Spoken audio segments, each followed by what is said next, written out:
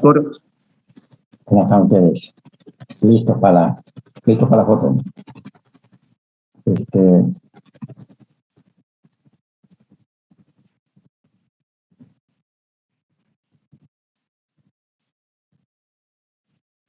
Vamos a continuar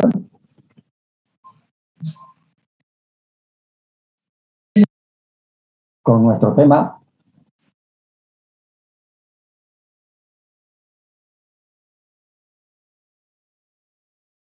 de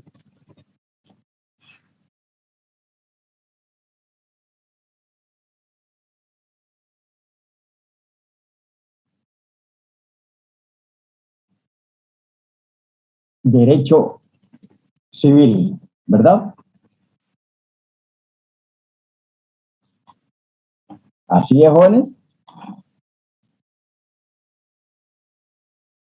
Sí, doctor. ¿Qué? ¿Y dónde nos quedamos el otro día? Pues a ver, no me estoy acordando.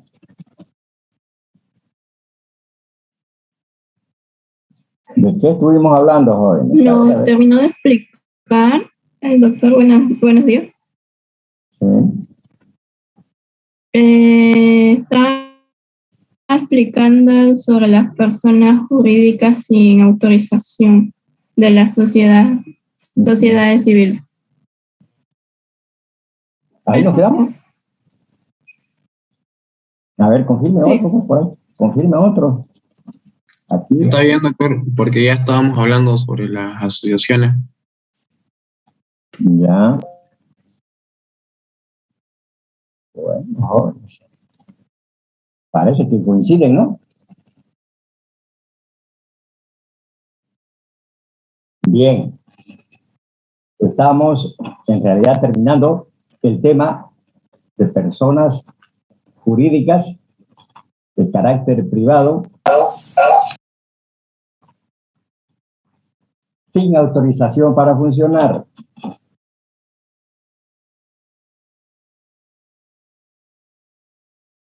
Estas personas jurídicas de carácter privado sin autorización para funcionar eran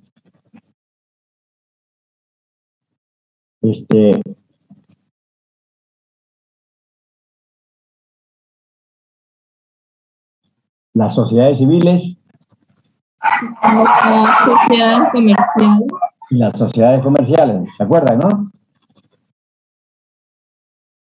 Sí. Esas sociedades no necesitan autorización para funcionar. Lo que necesitan es cumplir requisitos establecidos en las normas legales, tanto para las sociedades civiles como para las sociedades comerciales. Esos requisitos generalmente, en el caso de las sociedades comerciales, están en el Código de Comercio. Cumplen los requisitos y pueden funcionar tranquilamente.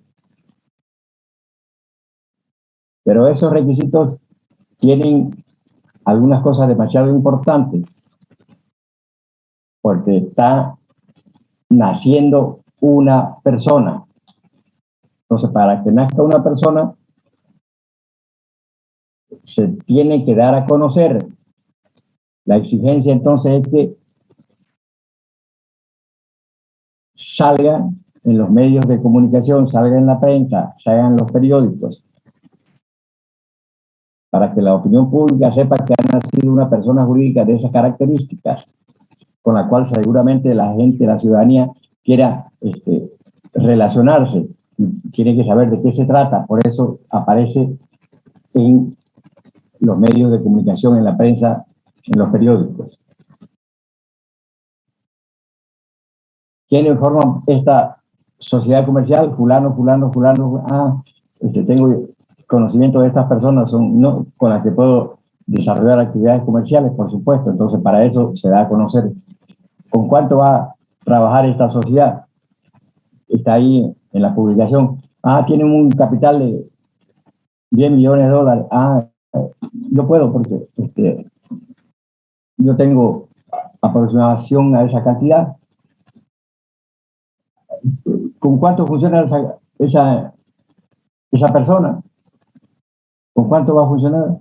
Dicen con 10.000 bolivianos. No, pues seguramente no voy a meterme con ellos si yo trabajo con mucho más capital, etcétera. No puedo relacionarme con eso. Entonces, para eso uno, en la norma legal le exige que sea presentada a la opinión pública. Nació fulano de tal, persona física o natural, y cuyo hijo es de quiénes son sus padres, está en el registro civil de los nacimientos. Es un documento público. Apellida Bolívar, ¿será hijo de Simón Bolívar? No creo, no. Verifiquemos, pues, ¿no? ¿Dónde? En el registro público. Entonces, las personas jurídicas de carácter privado sin autorización para funcionar, pues lógicamente tienen que salir en la prensa, en los medios de comunicación, para que nosotros sepamos. Pues si no sabe nadie, no va a tener relacionamiento ni va a hacer negocio seguramente esa sociedad comercial. Importante, entonces, que una vez cumplidos los requisitos para la formación de estas personas jurídicas, puedan ser de conocimiento de la opinión pública.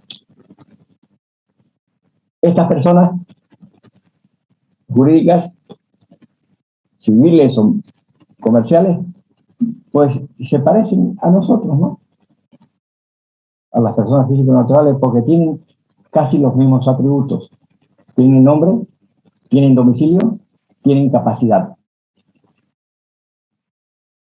Pero no tienen, otra vez, repetimos, pero no tienen estado civil.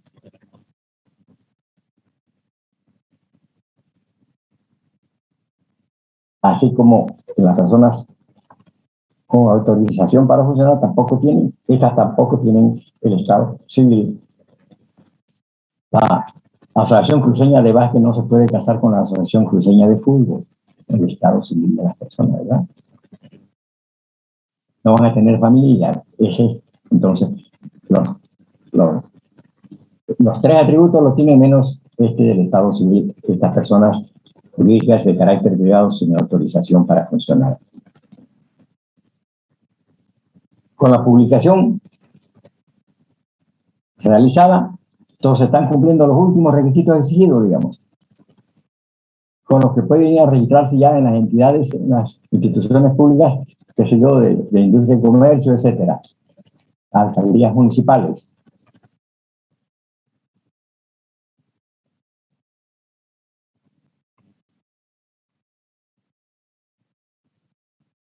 Tienen la capacidad, estas personas sí la tienen, ¿no? Ese es un atributo de estas personas también, como las personas físicas o naturales. La capacidad. ¿Quién tiene la capacidad? Quien tiene la capacidad son sus representantes legales. Un representante legal puede ser el gerente general, el administrador, ¿no? Etcétera.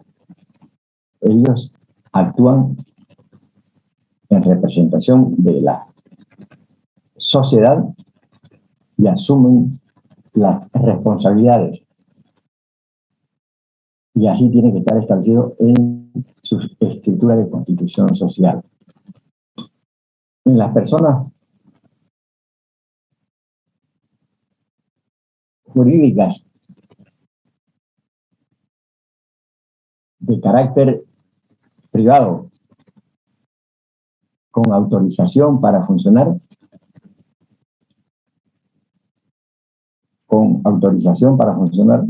asociaciones, fundaciones, sus representantes legales o su fundador asumen todas las responsabilidades con respecto a la sociedad, con respecto a sus miembros.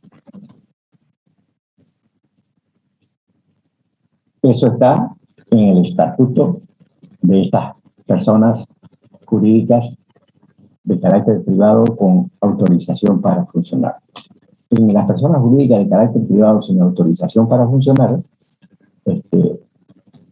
tienen lo que se llama la escritura de constitución social.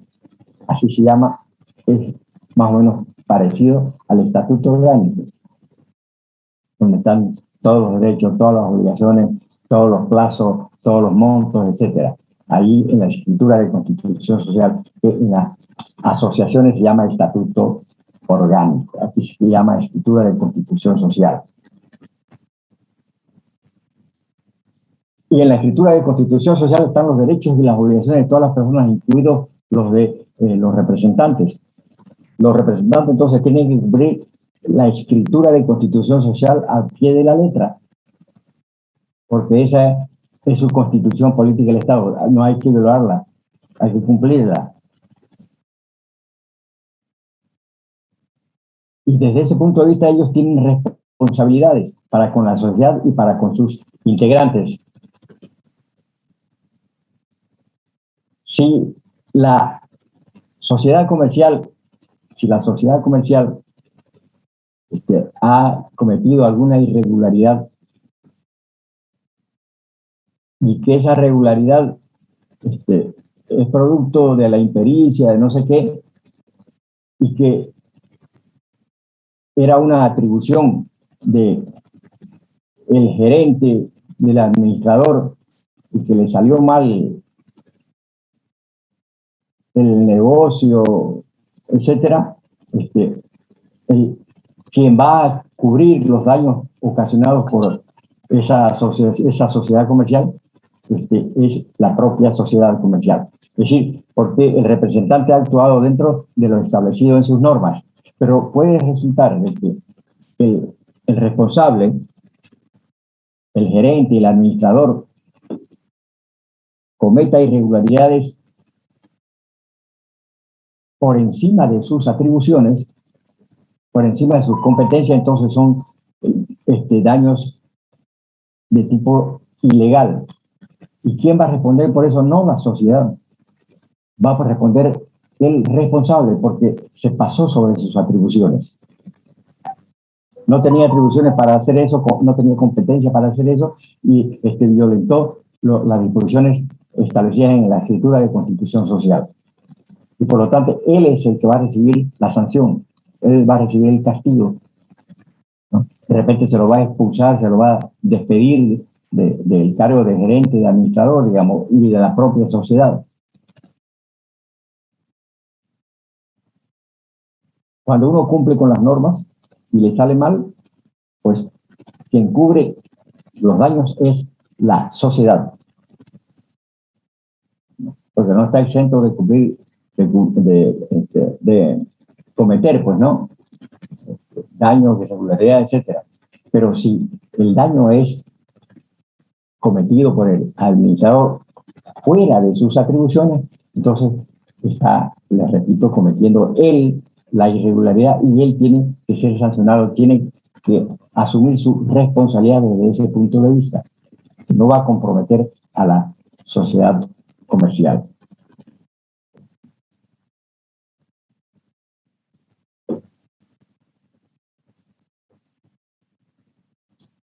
Cuando hablamos de la escritura de constitución social, o cuando hablamos del estatuto orgánico, para las dos clases de sociedades, por supuesto, estamos hablando de que la escritura de constitución social o el estatuto orgánico forman parte de unos actos voluntarios. Nadie los ha obligado a establecer esa escritura de constitución. Ellos han creído que eso es lo importante, lo básico, lo fundamental para hacer la escritura de constitución social de esa sociedad comercial. Entonces, es voluntario el acto. Nos hemos comprometido voluntariamente a hacer ese estatuto, a hacer esa escritura de constitución social. No nos impusieron nada. Y siendo un acto voluntario, la escritura de constitución social y el estatuto se convierten en una regla obligatoria, porque es el acuerdo de la voluntad de las partes. Todo acuerdo que realizan las personas significa una ley entre esas personas, no entre otras personas, sino entre esas personas. Hice un contrato para que me vendan una motocicleta, un acuerdo entre los dos voluntariamente. No lo cumpliste, entonces estás incumpliendo una ley que hicimos entre vos y yo. El contrato es un acuerdo entre dos partes que se constituyen en ley entre esas partes. Así se trata de los estatutos. Es algo voluntario que ponen de acuerdo 7, 10, 15, 20, 30 personas. Se ponen de acuerdo y el acuerdo es una ley entre partes. El reglamento, entonces, el estatuto orgánico es una especie de ley entre los socios, entre los asociados, y que tiene que hacerse cumplir con la obligatoriedad que se le tiene a todas las leyes. La escritura de constitución social también es un acto voluntario. Los socios se ponen de acuerdo. ¿Con cuánto crees que funcione la sociedad? Yo me supongo que debe ser con unos $50,000. Yo prefería que sea con 30,000, yo prefería que sea con 100,000. Se van a poner de acuerdo y le van a poner lo que acordaron entre todos. La expresión de la voluntad de todos. Y por lo tanto es una regla obligatoria lo que acordaron entre todos. ¿De cuánto va a ser nuestra cuota? De $10,000, de $5,000 cada cuota. Lo cumplimos. Y es ley entre partes. Los que incumplen eso están violando los estatutos y están violando la escritura de constitución social. No se olviden, cuando hablamos de estatuto hablamos de las asociaciones y fundaciones. Cuando hablamos de escritura de constitución social, hablamos de las sociedades civiles y sociedades mercantiles. ¿Ok? Hay unos que se llaman daños ilícitos. Los daños ilícitos son los que cometieron los representantes legales violentando sus atribuciones y sus competencias. Daños ilícitos. No se atuvieron a lo establecido en la norma y por encima de eso tuvieron la irresponsabilidad de cometer daños contra terceras personas, que son daños ilícitos. Esos daños los va a cubrir, les estoy repitiendo, les va a cubrir el que se excedió en sus atribuciones.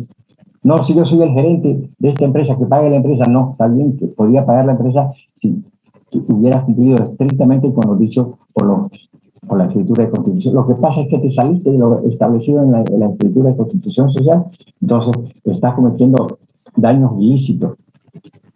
Los otros pueden ser unos daños dentro de la norma, de lo establecido, y que por cualquier circunstancia pues no son los resultados que uno esperaba, pero lo está haciendo dentro de lo establecido en la norma. Cuando hace fuera de lo establecido en la norma, se llaman daños ilícitos y tenés que cubrirlo vos, no la sociedad. ¿Okay?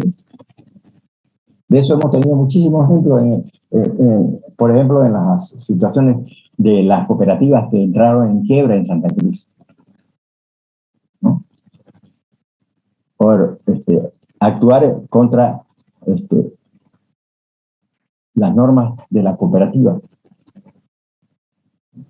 Entonces tienen que pagar ellos directamente y no la entidad, no la cooperativa.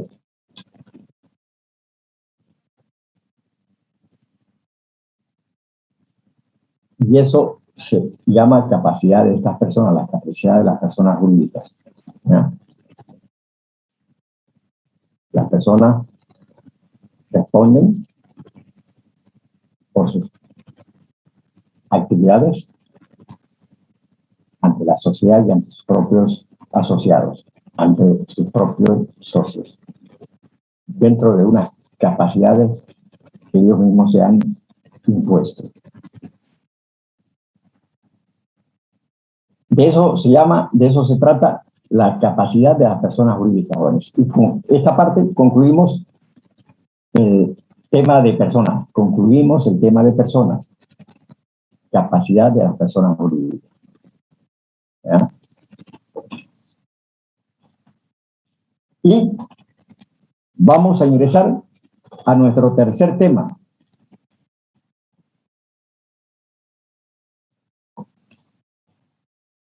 El tema de derecho civil.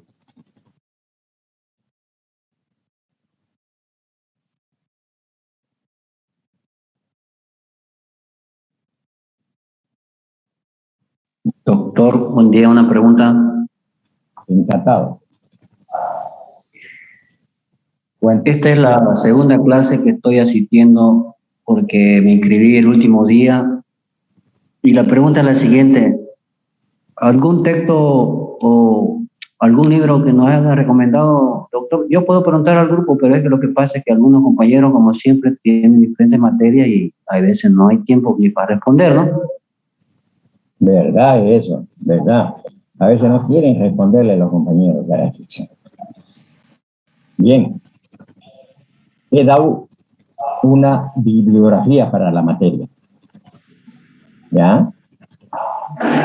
Le he dicho que complementamos a lo que hablamos en clase con la Constitución Política del Estado, con el Código Civil,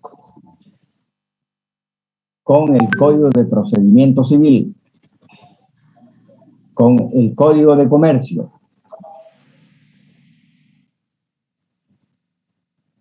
con la Ley del Medio Ambiente,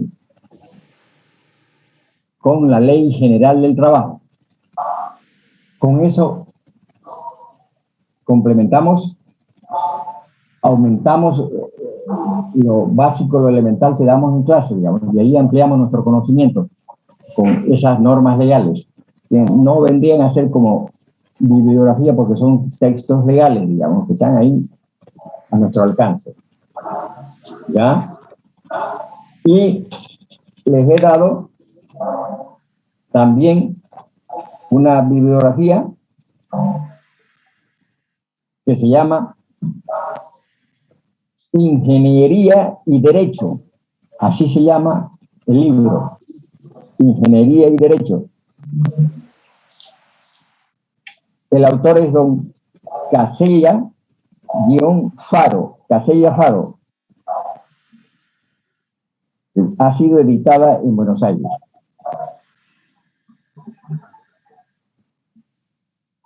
El otro texto que tenemos se llama El Derecho en la Edificación. El autor es don Bernardo Nespral. Nespral. Editada en Buenos Aires también. Doctor, Bernardo Nespral. ¿Verdad? Bernardo Nespral. Gracias.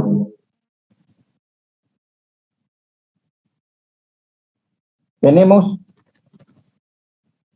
otros libros que se llaman Lecciones de Derecho Civil. Sus autores son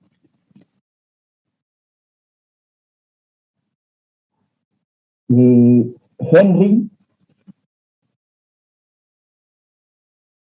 León Jean Massot.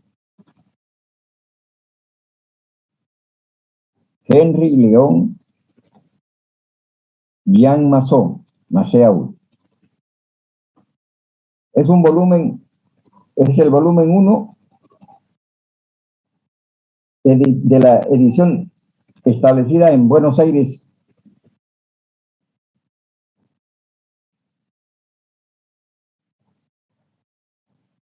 Ese libro se llama Lecciones de Derecho Civil. Y por último, hay un libro que se llama Metodología del Derecho. Metodología del Derecho. Cuyo autor es don Francesco, no Francisco, Carneluti, Francesco Carneluti, con doble T. Que se editó en México. Entonces, esto es parte de la bibliografía joven, ¿ya? Que se la di en la primera clase a los compañeros. Ingeniero, disculpe, yo también adicioné con el compañero y la cosa es que una compañera me comentó de que estaban haciendo grupos y los tres grupos dio y los tres grupos estaban llenos y no nos podemos unir a ninguno. ¿Cómo hacemos? Bien, yo a alguien me consultó el otro día y le dije que habemos bastantes alumnos en la materia, ¿no? Ahorita, en este momento, tengo 49 alumnos. Y creo que somos alrededor de 70. Y tenemos 3 grupos.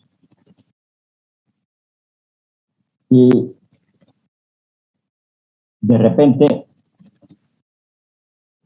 van a ser muchos alumnos en cada uno de los grupos. Y le dije que podíamos hacer de repente un cuarto grupo para disminuir la cantidad en cada grupo. ¿Ya? Entonces, creo que vamos a hacer eso. Vamos a hacer un cuarto grupo para que nos quede más cómodo trabajar en grupo. Porque si hay 20, 30, ahí se trabaja en peores condiciones que trabajar entre 10, 15, digamos. No sé si aquí, en este momento, ¿cuántos hay que no tienen grupo? Podríamos estar levantando la mano. Jorge Soria, ingeniero. Ya. ¿Quién más? 1, 2, Fernández Yucra. 5, 6. Freddy Nogales.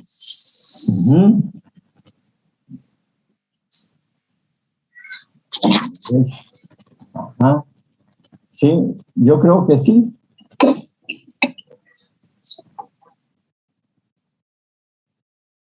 Yo creo que sí, debemos haber unos 10, 12, digamos, allí. Y podríamos formar un nuevo grupo. Se están viendo para que hagan todos ustedes un grupo, ¿no?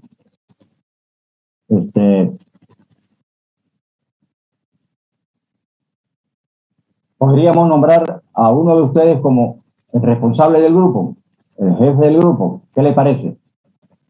Sí, estaría bien, ingeniero. Estaría bien, ¿no es verdad? A ver, el jefe del grupo número 4 sería doña Roxana Abigail Arratia. Las damas son bien responsables. ¿Les parece, doña Roxana? Claro, ingeniero. Claro, muy bien. No se me vaya usted a correr, ¿no? Usted, la jefe del grupo, usted se contacta con los demás compañeros que no tienen grupo, los está viendo, se contacta, aunque sea con señales de humo, ¿ya? Y forma su grupo. Grupo número 4. Y esa lista usted me la manda a mi correo, ¿ok?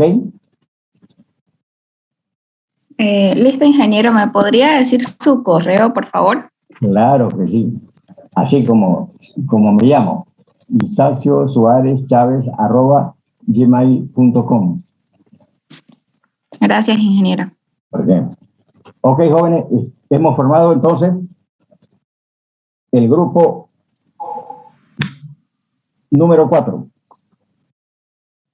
A la cabeza de doña Roxana Abigail Arratia Mejía. Se comunican los demás compañeros con ella. La próxima clase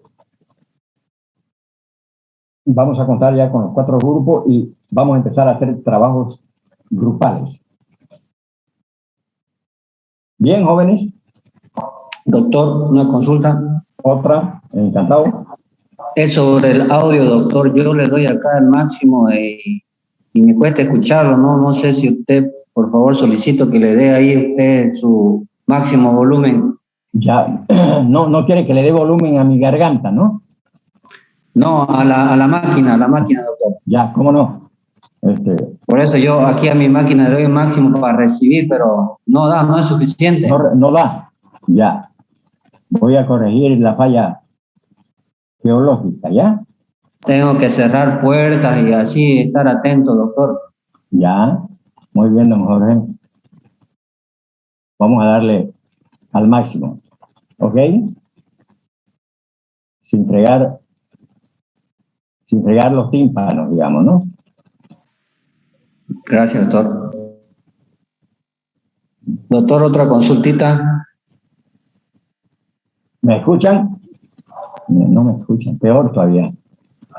Lo escuchamos bien, doctor. Sí, ingeniero, se escucha Se escucha bien.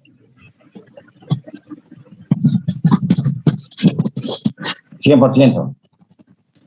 110. ¿Está bien, no? Se escucha bien, ingeniero. Ya, ok. Listo. Y le voy a dar más volumen también a mi garganta para que no tengamos inconvenientes. Ok, jóvenes. Continuamos.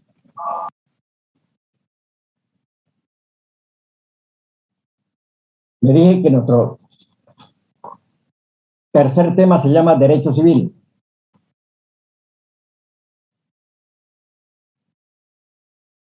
Este tema es de gran importancia para nosotros los ciudadanos, para nosotros las personas, desde el punto de vista de los derechos individuales, de los derechos privados.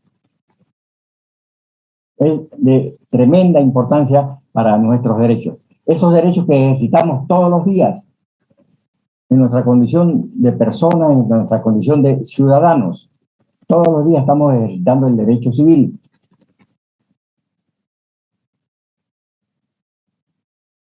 Quiero comprar una casa, quiero comprar un terreno, hago uso del derecho civil, de los derechos de los particulares, del derecho privado. Han debido escuchar de repente alguna vez o permanentemente, los derechos civiles son demasiado importantes dentro de un Estado, dentro de una sociedad. Por supuesto que es así. Vamos a hablar de ese derecho, del derecho civil.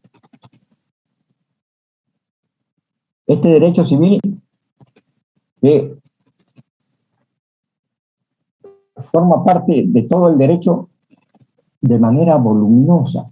Por ejemplo, en nuestro Código Civil es un volumen grandote, digamos, ¿no? Enorme, porque cubre todos los aspectos de la vida de un ciudadano, de una persona. Siempre combino ciudadano con persona, porque hemos llevado el tema de personas, ¿no? Personas físicas o naturales, personas jurídicas.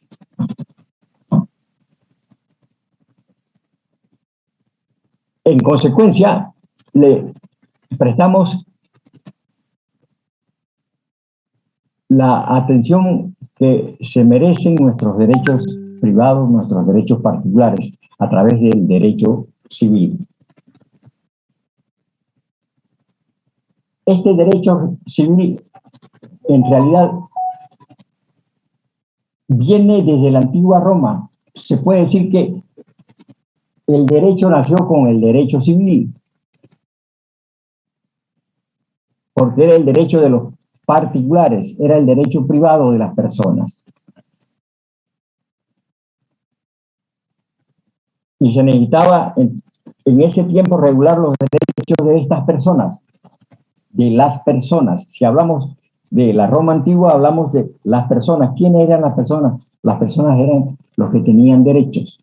Habían otros seres humanos que no tenían derechos y a los que no se les quería llamar personas. ¿Se acuerdan, no? Allá en la Roma antigua. ¿No? ¿No? ¿Sí? los esclavos, ¿no? Esto no se los consideraba personas, se los consideraba cosas, no tenían derecho. Y el derecho surgió allí solo para las personas. ¿Los esclavos o no? Los esclavos no eran personas, eran considerados como cosas, no tenían derechos, allá en la antigua Roma. Peor que animales. Peor 5, ¿no? Peor 5. Y por lo tanto el derecho era para los ciudadanos, era para las personas. ¿Quiénes? Los que mandaban, ¿no? Los esclavistas que tenían esclavos. Entonces, las personas, los ciudadanos, a los que se dirigió el derecho, estos podían comprar, podían vender, podían heredar, podían dar herencia, podían constituir esta institución que se llama matrimonio, institución jurídica, etcétera. Todos los derechos de los particulares de eso que tenemos nosotros. Y los esclavos no tenían derechos, no podían comprar, no podían vender, más bien los compraban, ¿no es verdad? No se podían casar, no podían tener la institución del matrimonio, aunque se juntaran, digamos que ya eso no era matrimonio, porque es una institución jurídica, ¿no? No podían dejar herencia porque no tenían derecho, no tenían bienes, pues y ellos eran bien de los esclavistas, digamos, ¿no? Entonces, ¿qué iban a dejar herencia si no tenían bienes, digamos? Tampoco podían heredar, digamos. A alguien que le deje herencia no podían porque ellos no eran personas. Simples seres humanos esclavos. Entonces, el derecho civil nace allá con la propia ciencia del derecho que nació en Roma. Y se fue presentando, lógicamente, por las distintas manifestaciones que daban las autoridades con respecto a los derechos de las personas, ¿no? Y de las leyes que se fueron dando de manera colectiva, digamos, en las asambleas, digamos, de esas ciudades, o por las disposiciones que dictaban las autoridades en particular, digamos. Y así fue elaborándose este derecho, que fue la base del derecho normal y corriente, del derecho general. Por eso, esa explicación de que es la base esencial del derecho en general. Este derecho, el derecho civil, tiene una cosa demasiado importante que tenemos que tener en cuenta, que es el principio de la autonomía de la voluntad. Todo el derecho civil se basa, tiene su fundamento en la autonomía de la voluntad, ¿no? Si es el principio de la autonomía de la voluntad, quiere decir que son las personas las que determinan los derechos y obligaciones de ellos mismos. Esta autonomía de la voluntad, que tiene que ver también en esencia con el derecho privado. Los entendidos, los tratadistas nos dicen que el derecho civil es el derecho privado por excelencia.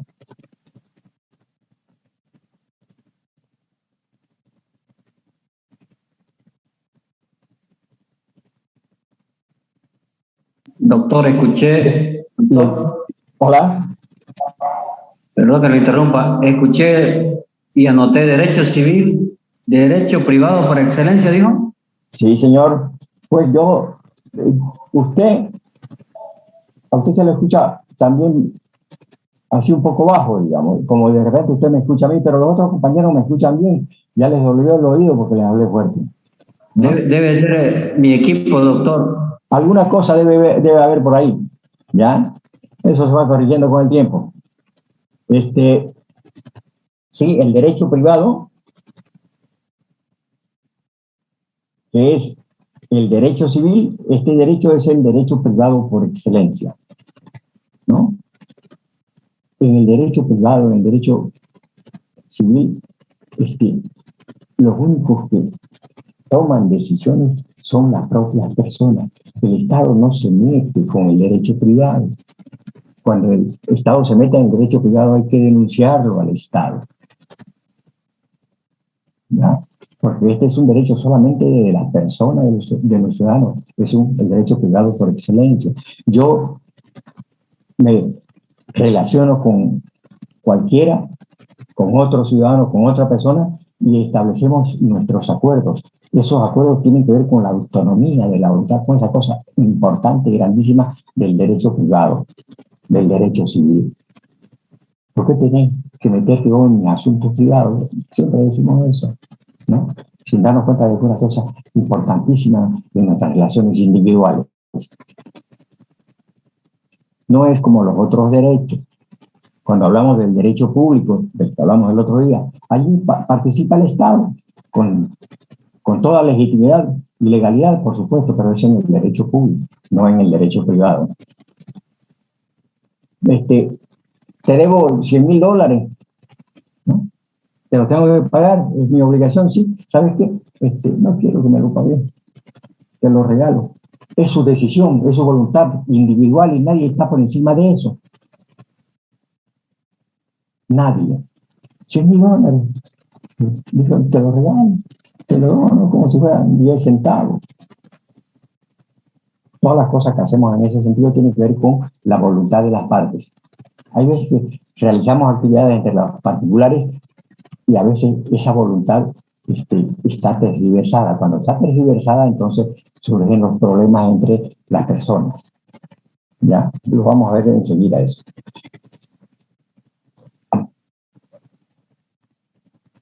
El derecho civil se encarga de regular los aspectos concernientes a la personalidad y capacidad individual,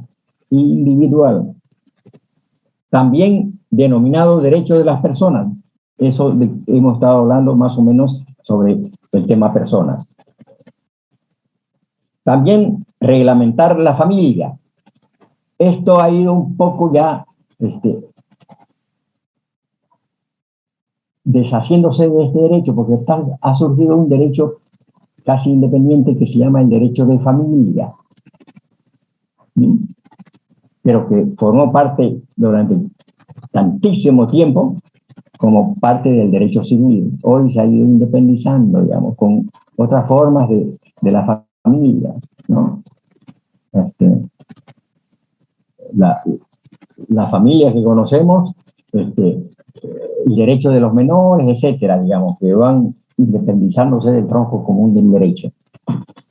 En consecuencia,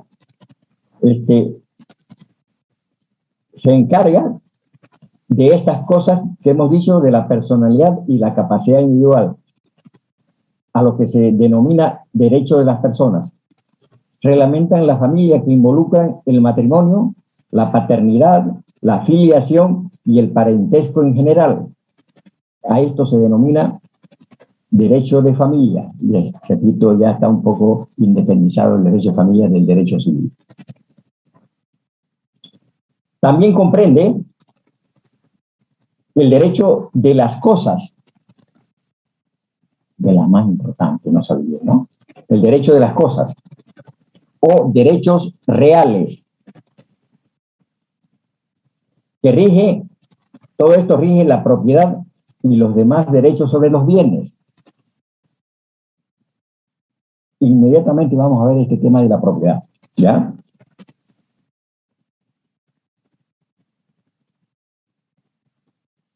Al igual que se encarga del derecho sucesorio, el derecho sucesorio. Eso de qué es lo que voy a heredar cuando se muera mi viejo, cuando se mueran mis padres. La herencia, el derecho sucesorio. Esto está dentro del derecho civil. El derecho de las obligaciones, algo interesantísimo en nuestras relaciones entre las personas. El derecho de las obligaciones. Y nosotros vamos a ver una partecita de eso. Lo otro se lo dejamos a los que hacen otra clase de estudios, en otra facultad, ¿no? Y se dan cuenta ustedes. El derecho de las obligaciones, y vamos a hablar ahí, simple y llanamente, de una partecita que se llaman los contratos. Tenemos un tema específico que se llama los contratos, porque eso estamos haciendo permanentemente nosotros en nuestras relaciones, contratos, que forman parte de esas obligaciones dentro del derecho civil.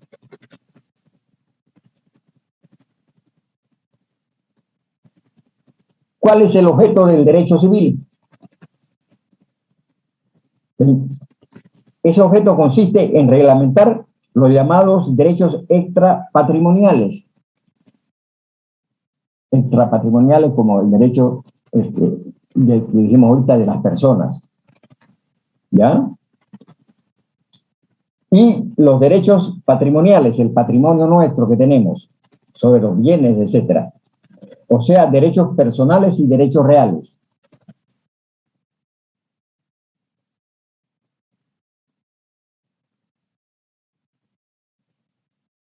Igualmente se encarga el derecho civil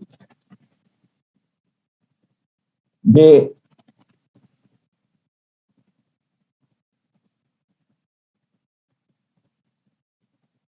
los individuos considerados no solamente por separado, individuo yo, individuo vos, individuo aquel, sino también de estas clases de agrupaciones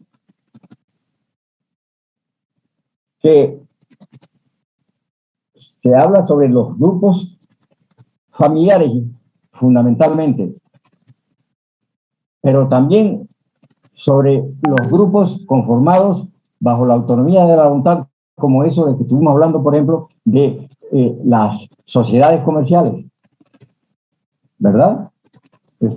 Individualmente se han puesto de acuerdo, entonces es el derecho de ellos, el derecho individual de cada uno para formar una sociedad mercantil y una sociedad comercial. Entonces se encarga, por supuesto,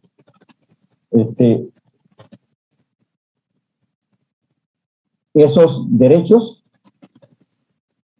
de tipo eminentemente individual y básica y esencialmente la agrupación familiar.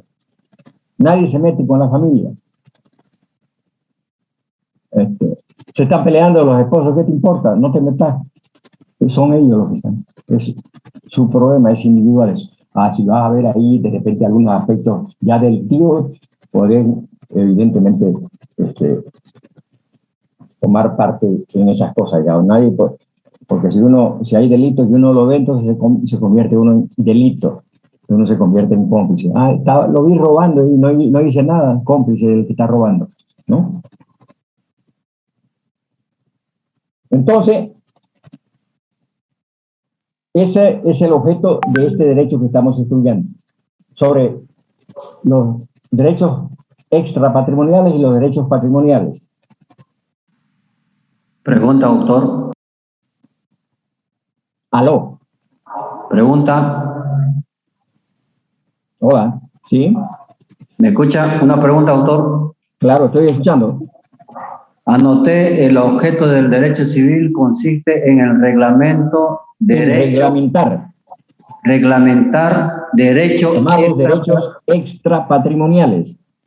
Lo que no entiendo, no me queda claro, extrapatrimonial. Patrimonio es lo que contamos, tenemos, pero extrapatrimoniales, hay unos derechos que no tienen que ver nada con nuestro patrimonio, pero que tienen que ver con las personas, con las personas. Las personas tenemos derechos, tenemos obligaciones, las personas pueden relacionarse con bienes. Cuando se relacionen con bienes, entonces ahí entran los derechos patrimoniales, ya cuando se trata de bienes del patrimonio, y extrapatrimoniales cuando no tiene que ver nada del patrimonio, sino los derechos simplemente individuales de las personas, ¿ya?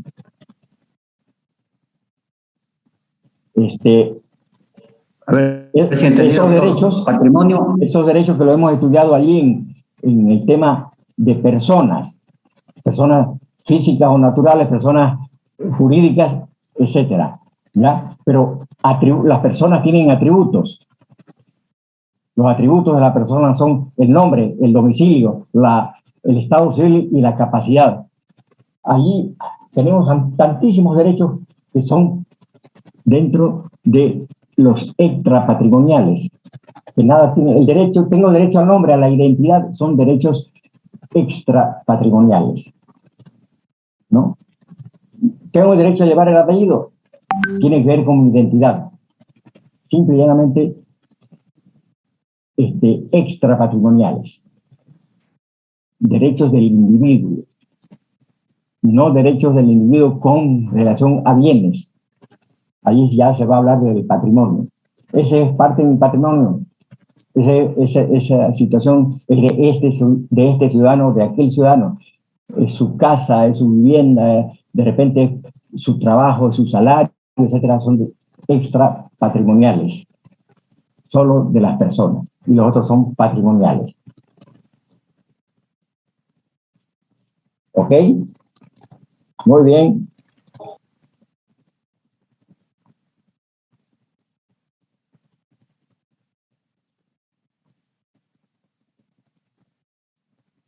Hablaremos un poco de el concepto o la definición de lo que es el derecho civil. Derecho civil es el conjunto de preceptos que determinan y regulan las relaciones jurídicas entre los miembros de una familia y las que existen entre los individuos de una sociedad para la protección de los intereses particulares concernientes a sus personas extrapatrimonial y sus bienes, derecho patrimonial. ¿Ya?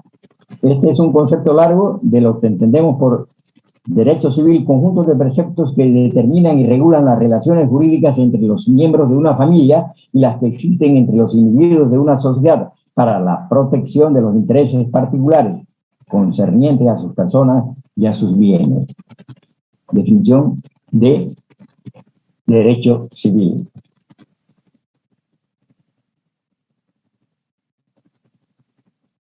Aquí estuvimos hablando de estos derechos extrapatrimoniales y derechos patrimoniales. Dentro de estos derechos patrimoniales nos corresponde, vamos a hablar, los derechos reales y una vertiente de las obligaciones como son los contratos. Los contratos generan derechos patrimoniales, normal y corrientemente. Entonces vamos a hablar de los derechos reales. Los derechos reales son derechos patrimoniales. Perdón, extrapatrimoniales. Estamos hablando de derechos reales de bienes raíces. ¿Ya?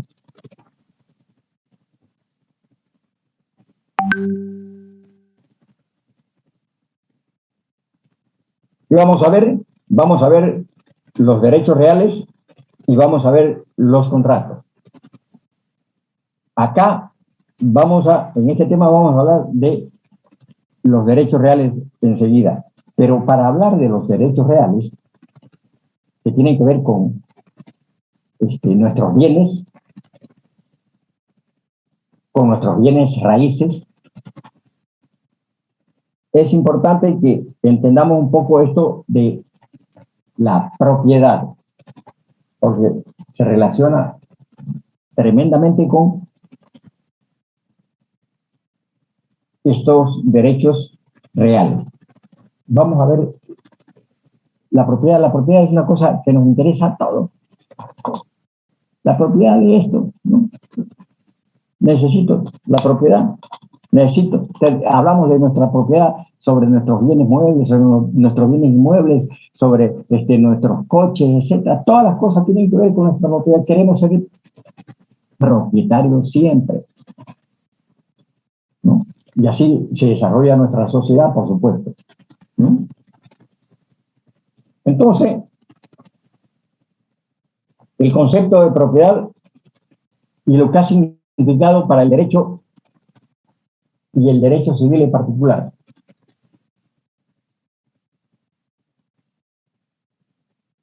¿Qué es propiedad? ¿Qué es propiedad? ¿Nos hemos preguntado alguna vez? Esta cosa que está ligada íntimamente a nosotros, a veces ni nos preocupamos, ¿no? Lo damos por hecho, digamos. Don Juan Germán. Es lo que tenemos, lo que poseemos, doctor. ¿Aló? ¿Lo que tenemos? Es lo que tenemos, es lo que poseemos. Así es, así es. Y por eso damos una conceptualización en este momento. Decimos que propiedad es cuanto nos pertenece o es propio. Eso es propiedad. También podemos decir que propiedad es la facultad de gozar y disponer ampliamente de una cosa. También entendemos por propiedad el derecho real, en virtud del cual una cosa se encuentra sometida a la voluntad y la acción de una persona. Varias formas de entender lo que es propiedad, lo nuestro, lo propio. Aquí damos con claridad estas definiciones. Es cuanto nos pertenece o es propio. Eso es propiedad. Nos pertenece, es mi pertenencia, es mi propiedad, es cuanto nos pertenece o es propio. Otros le agregan otras cositas. Dice, ¿qué es propiedad? Propiedad es la facultad de gozar y disponer ampliamente de una cosa.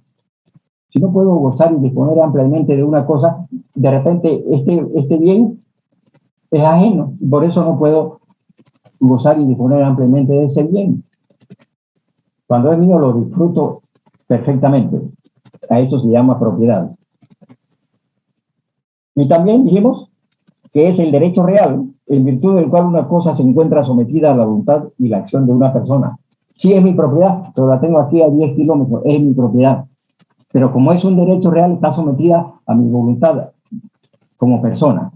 No la tengo a mano, ¿no? No la tengo. Pero está ya a 10 kilómetros, a 20 kilómetros, a 50 kilómetros. Está en el extremo de la ciudad mi propiedad. Pero si me voy allá, la uso y gozo porque es mi propiedad, ¿no? El derecho real en virtud del cual una cosa se encuentra sometida a la voluntad y la acción de una persona. Vamos a ver eso con mayor detenimiento más allá en derechos reales. Esta propiedad no ha sido siempre tal como la conocemos actualmente. La propiedad ha evolucionado a través de la historia, a través del tiempo, ¿no? De repente hemos pasado algo de eso ahí en sociales, digamos.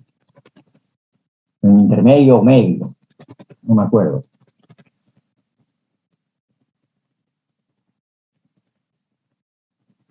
Esta propiedad en su inicio fue eminentemente colectiva, jóvenes, ¿no?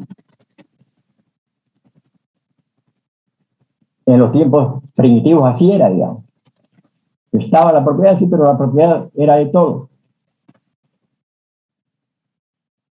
Todas las cosas eran de todos. Y si se trata de la tierra, pues la tierra era de todos. Todos la cultivamos, todos la sembramos, todos nos aprovechamos de los frutos. Dice alguna gente, algunos tratadistas, historiadores, dicen que incluso cuando hablamos de esos tiempos, se hablaba de la propiedad colectiva incluso con los seres humanos. En los tiempos del patriarcado, todas las mujeres eran de todos los hombres. En la etapa del matriarcado, de repente, todos los hombres eran de todas las mujeres.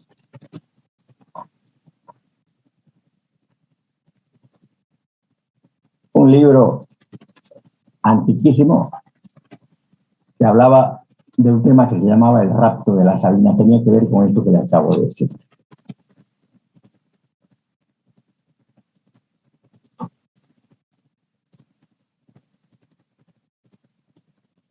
Era colectiva la propiedad. con de repente, pues, algunas particularidades. Tu vestimenta no podía ser de todo, pues, ¿no? De repente, los utensilios de la cocina, de la casa, de la familia, eran también, pues, no se podían compartir de repente. Pero lo demás era, sobre todo la tierra, era de tipo colectivo. Era la tribu, el jefe de familia determinaba trabajar la tierra, recoger los frutos para todos. El jefe de la tribu, el jefe del clan, etc.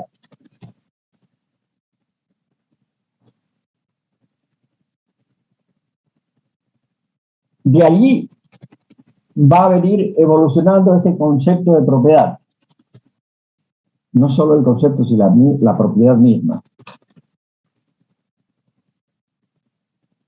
Y ahí va a haber una especie de división de la propiedad. Y va a quedar, por ejemplo, la propiedad de la familia. Ya va a tener una especie de derivación de ese concepto de lo colectivo a la particularidad de las familias. Por eso es que se entiende y se habla de que inicialmente la propiedad fue colectiva del clan, propiedad familiar para llegar a la propiedad individual.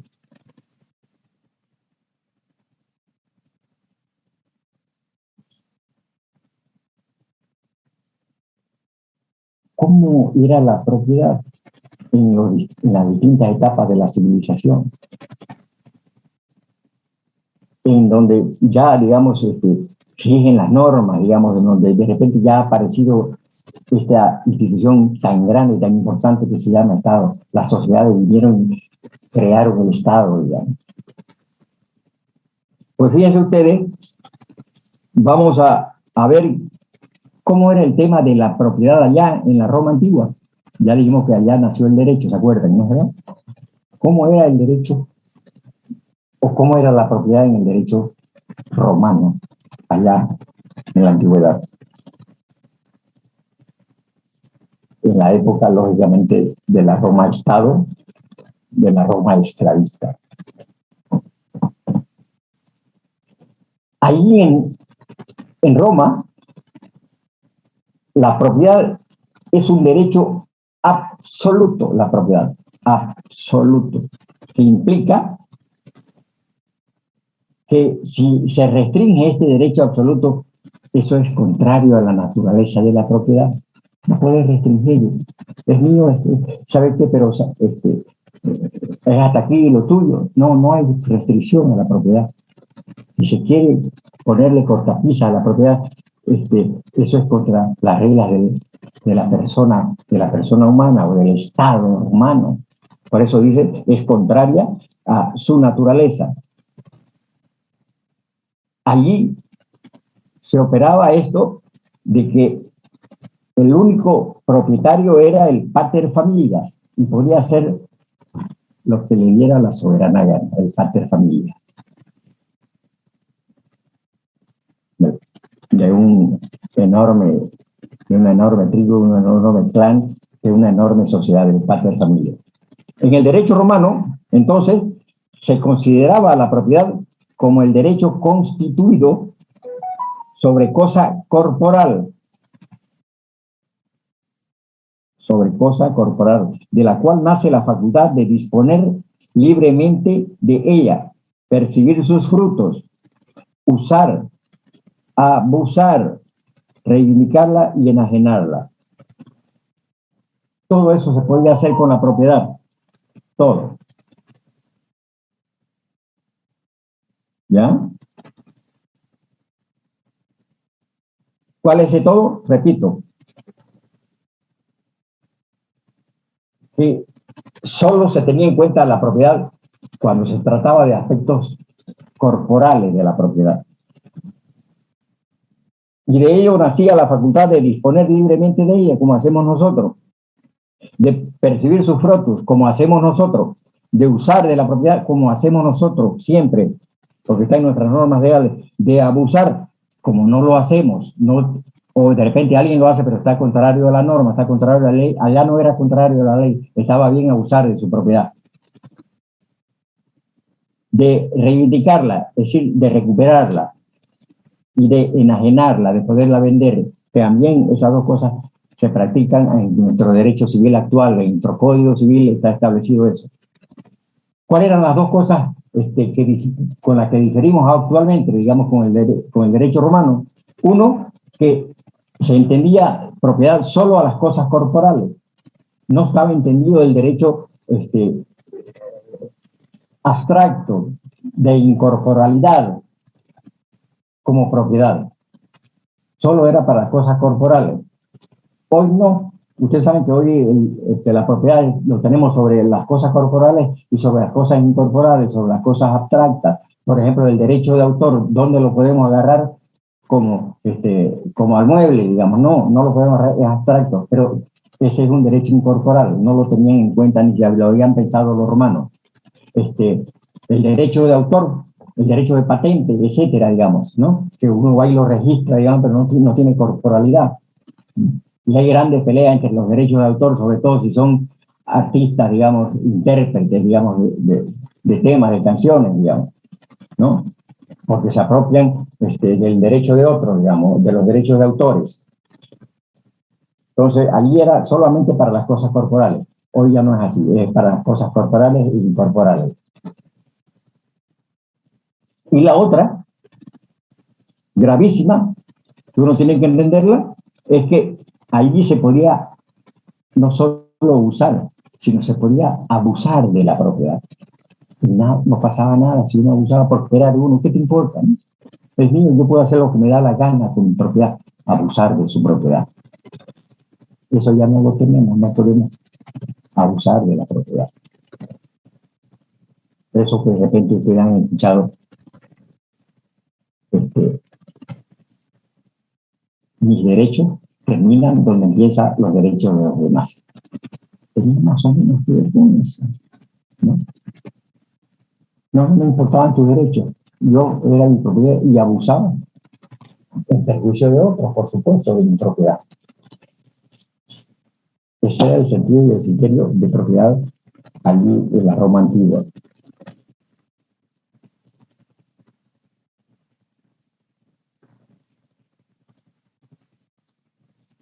Abusar. En Roma se llama ius abutendi, derecho de abusar. Ius, derecho, abutendi, abusar. Así, en latín, ius abutendi, derecho de abusar, estaba ahí presente en ese derecho. El ius vindicandio, derecho de reivindicar, de recuperar. Y el derecho de enajenar. ¿Los conocen a los enajenados mentales? Los conocen, ¿no?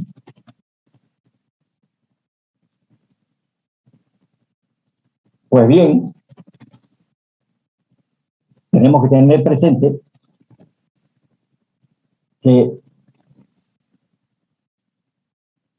la propiedad de algo, la propiedad de una cosa, nos da derecho sobre todo lo que ésta produce.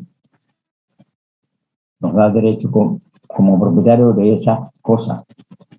Y sobre todo lo que se incorpora accesoriamente a esa propiedad, de cualquier naturaleza, pero siempre tenemos en cuenta eso en el aspecto de la propiedad sobre la tierra. Todo lo que ella produce y todo lo que se incorpora accesoriamente. De repente operó la naturaleza, entonces por obra de la naturaleza que ha aumentado, ha crecido en propiedad. O por obra de las propias manos de los ciudadanos de las personas. Le estoy agregando a esa propiedad algo producto del esfuerzo mío de la mano del ciudadano, del hombre, de la mujer. también debemos tener presente, no se olviden, que no habían normas, ni no habían leyes, y por lo tanto, no se podía hablar tal vez de propiedad. ¿Ya? Antes del establecimiento de las leyes, el hombre no tenía sobre las cosas que ocupaba más derecho que de la fuerza con que las defendía. No, es mío, ¿sabes qué tengo este derecho? No, no. Solo las defendía y ese era su derecho. Las conservaba porque las defendía. ¿Con qué? Con la fuerza. ¿Mm? Y las conservaba, de tal suerte que las cosas se adquirían por ocupación y se conservaban por la posesión. Nada más. Alguien venía con más fuerza y te despojaba de la propiedad porque tenía más fuerza. Entonces, la podía conservar también por la fuerza. Y las adquirían de esa manera. Voy y te la quito. Y es mía porque ya tuve suficiente fuerza para quitártela, para despojarte, etc. Y voy a tener la posibilidad de haberla quitado y de quedarme en ella con la posesión, porque tengo la fuerza suficiente para la posesión. Eso antes del establecimiento de las normas legales, antes del establecimiento de las leyes. Es decir, estamos en etapas primitivas de la propiedad. ¿Ya?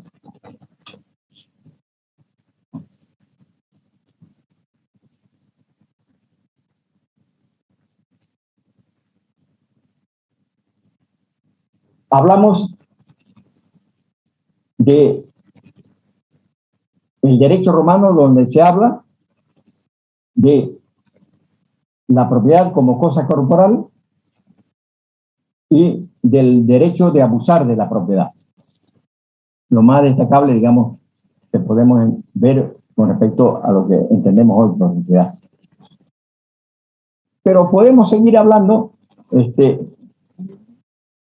los antecedentes, digamos, de esta propiedad. Hablamos allá de la Roma antigua, pero podemos hablar en el transcurso del tiempo, de dónde, por ejemplo, en la Edad Media, digamos, allá por el año 1252 a 1258.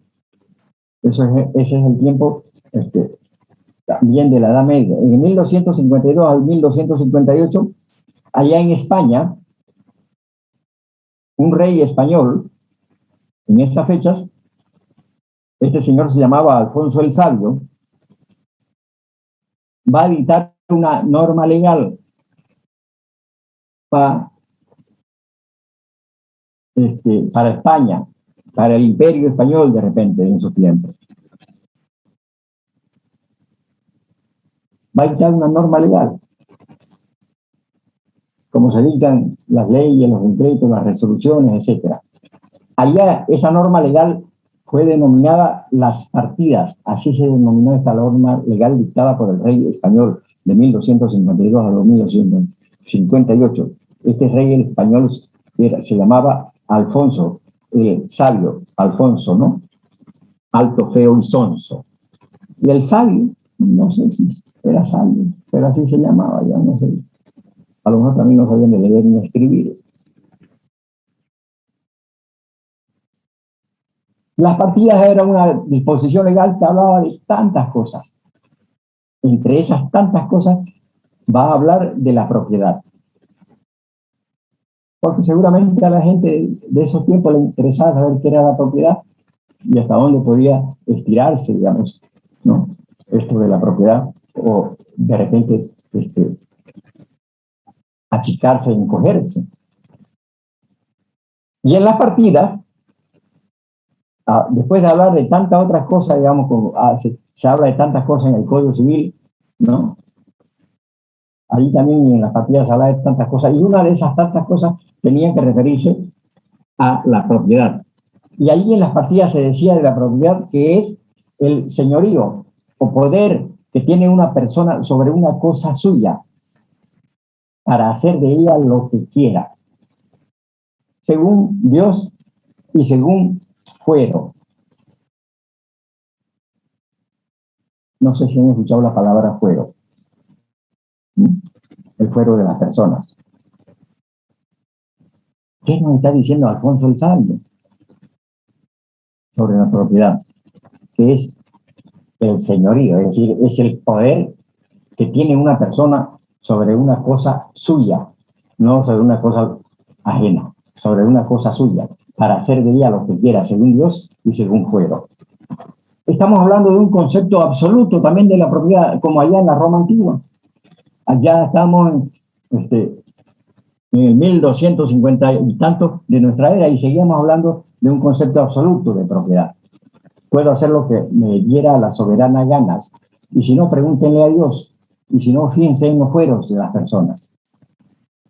Dios es un concepto absoluto, omnipotente, omnipresente, ¿no? Entonces, había que preguntarle a Dios, pues. Y desde ese punto de vista era un concepto absoluto. Podía hacer lo que me diera la gana con la propiedad.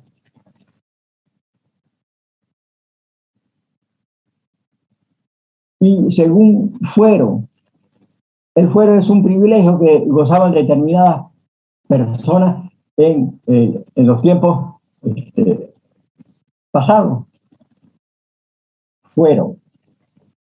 El fuero es un privilegio de determinadas personas, de determinadas autoridades. En nuestro país teníamos los fueros, han sido disminuidos los fueros y se han quedado solamente unos fueros, unos privilegios solamente para los dirigentes sindicales, que se llama fuero sindical. Antes los parlamentarios tenían fueros, el fuero parlamentario. Vino la Constitución Política del Estado del 2009 y se acabaron los fueros de los parlamentarios. Es decir, no tienen privilegios. Si cometen delitos que no corresponden a su trabajo que hacen en el Parlamento y cometen delitos de otro tipo de delitos comunes, se los puede chutear, es decir, se los puede enjuiciar, etcétera. Antes eso no se podía. Para hacer eso, digamos, si cometían delitos comunes, se tenía que pedirle permiso al Parlamento, ¿no? Y si el Parlamento no da permiso, uno no los podía enjuiciar. Hoy los pueden enjuiciar cuando cometen delitos de tipo común, inmediatamente. Esos son los fueros. Los que conservan todavía el fuero son los trabajadores, son los dirigentes sindicales que tienen fuero sindical. Por eso tienen el privilegio, cuando uno es dirigente sindical, cuando uno es secretario general del sindicato, de no ir a trabajar. Ese es un privilegio. Y le van a pagar como si estuviera trabajando. Y al dirigente sindical no se lo puede despedir de trabajo mientras no concluya su mandato sindical. Ese es un privilegio. A cualquier otro trabajador le hacen eso, digamos, ¿no? Privilegios. Fuero sindical. Doctor. Sí, pregunta. Fuero, también me corrige, ¿es inmunidad? Es una especie de inmunidad, digamos, pero no inmunidad en el sentido estricto, digamos, ¿no? Es un privilegio, sí, ¿no? Que podría asemejarse a inmunidad, digamos, porque la inmunidad se emplea para eso, para otras cosas más que no significan fuero, digamos, ¿no? Hay algunas inmunidades, digamos, dentro del derecho penal, ¿no? Por eso no le damos el término de inmunidad, pero tienen ese sentido, digamos, ¿no? Pero básica y esencialmente, técnicamente, privilegio, ¿no? Es un privilegio del dirigente sindical no ir a trabajar, porque tiene fuero sindical, ¿no? Es un privilegio de los dirigentes sindicales, de su directiva, de esos sindicatos, de la directiva completa, que lo declaren en comisión y que no vayan a trabajar los 5, 7, 10 dirigentes, dependiendo del tamaño de las empresas, por supuesto, ¿no? Del tamaño de los sindicatos, ¿no? O si son dirigentes sindicales a nivel departamental o a nivel nacional, pues toda la directiva se los declara en comisión, por ejemplo, ¿no? Y no van a trabajar, digamos, pero reciben su salario. Privilegios. ¿Ok? Doctor, le hago recuerdo que ya es tiempo de su clase. Ah, verdad, ¿no? Su verdad.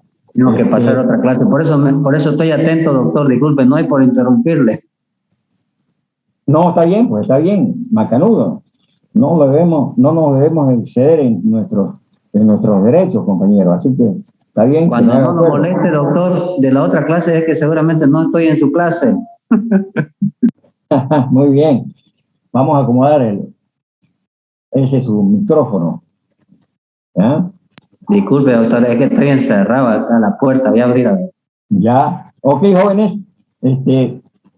Estamos terminando la clase y nos quedamos para la próxima, entonces, con este tema de la propiedad y lo que ha venido dándose a través del tiempo, este concepto de propiedad. Buenos días, muchas gracias y hasta luego, jóvenes.